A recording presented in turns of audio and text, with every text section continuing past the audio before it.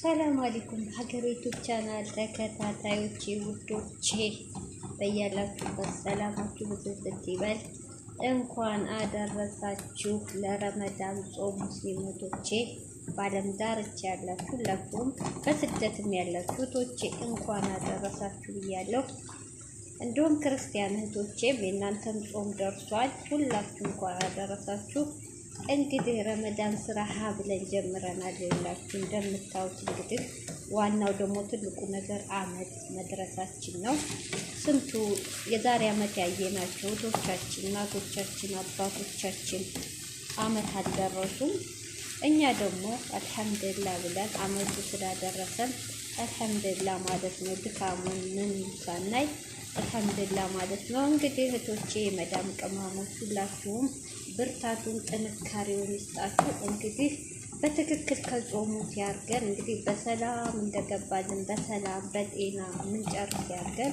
ኢንሻአላህ ደግሞ የዛሬ አመት ወጥቶን ከቤተሰቦቻችን ጋር በሀገራችን ላይ የምንጾም ያርገን። እህቶች እንግዲህ ሁላችሁም ያው ሽንኩርቱ መጀመሪያ ብየዋለሁ፣ ቪዲዮ እንዳይበዛብኝ ነው። ሽንኩርቱ ከበሰለ በኋላ ስጋ ነው አሁን የምሰራው።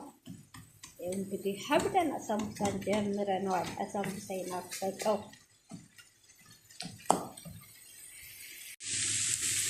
እንግዲህ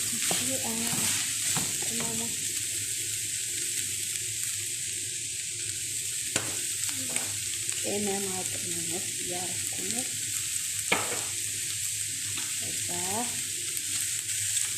እዛ አንዳንዴ አረግም አንዳንዴ ያረጋል። እንግዲህ የሚገርም ነው።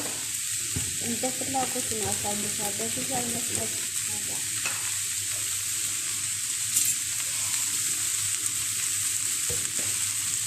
የተፈጨ ነጭ ሽንኩርት፣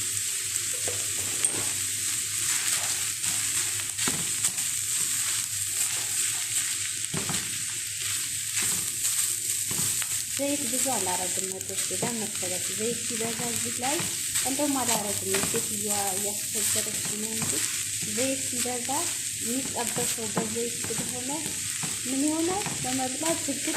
በጾም ቀን ዘይት ብዛት ይደብራል። አስጠባራች አይችልም። ሴትዮ ትወዳለች። እኔ ግን እቀምጥባታለሁ። ሳታይ እንደዚህ ካልሰራሁም ብኖር አጠገቤ ለለለች ነው ጉድ ትላለች። እንግዲህ ይሄን መስራቶቼ አሁን ከላይ እንግዲህ በግዶኒ ቀረዋል።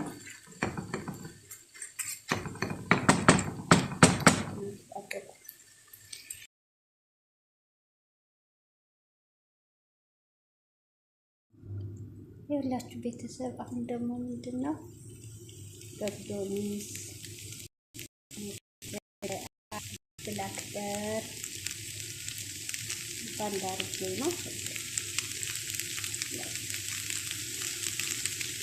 ይሄን ይመስላል እንግዲህ